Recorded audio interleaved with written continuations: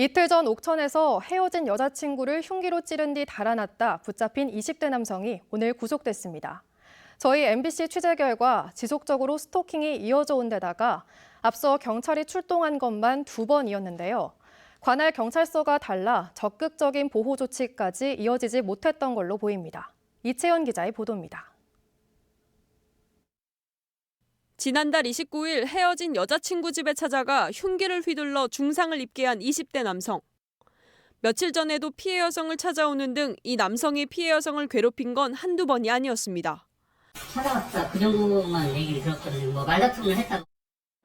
앞서 경찰이 출동한 것만 2차례입니다. 이번 범행 한 달 전에도 가해 남성은 피해 여성의 자취집을 찾아와 폭력을 휘둘렀습니다.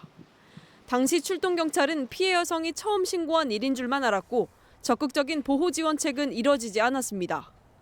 피해 여성은 지난 4월에도 찾아와 괴롭히는 남성을 경찰에 신고했습니다. 왜 경찰은 반복된 범죄라는 것을 몰랐을까?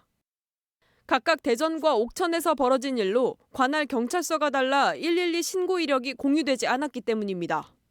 하천 건은 연동이 안 되기 때문에 저희들이 직접 확인을 할 수가 없어요.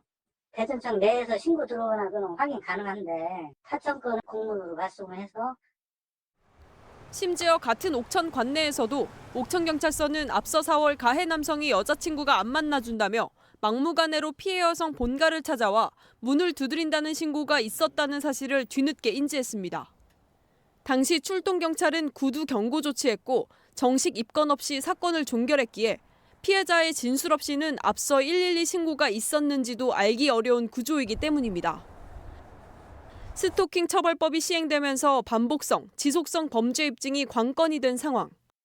그러나 관할 경찰서가 다르다는 이유로 제대로 이력 관리가 안 되는 모순이 벌어지고 있는 겁니다. 피해자가 경황이 없거나 겁에 질려 과거 피해 사실을 털어놓지 못하는 경우가 많은 만큼 스토킹 범죄 예방과 재발 방지를 위해서는 체계적인 신고 이력 통합 관리가 필수적이라는 지적이 나옵니다.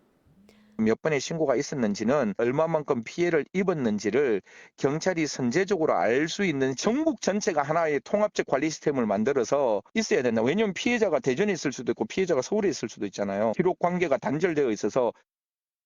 경찰은 구속된 남성에 대해 지속적인 스토킹 정황이 있었는지 확인하기 위해 피해 여성의 휴대전화를 포렌식하는 등 추가 범행에 대한 수사를 이어가고 있습니다. MBC 뉴스 이채연입니다.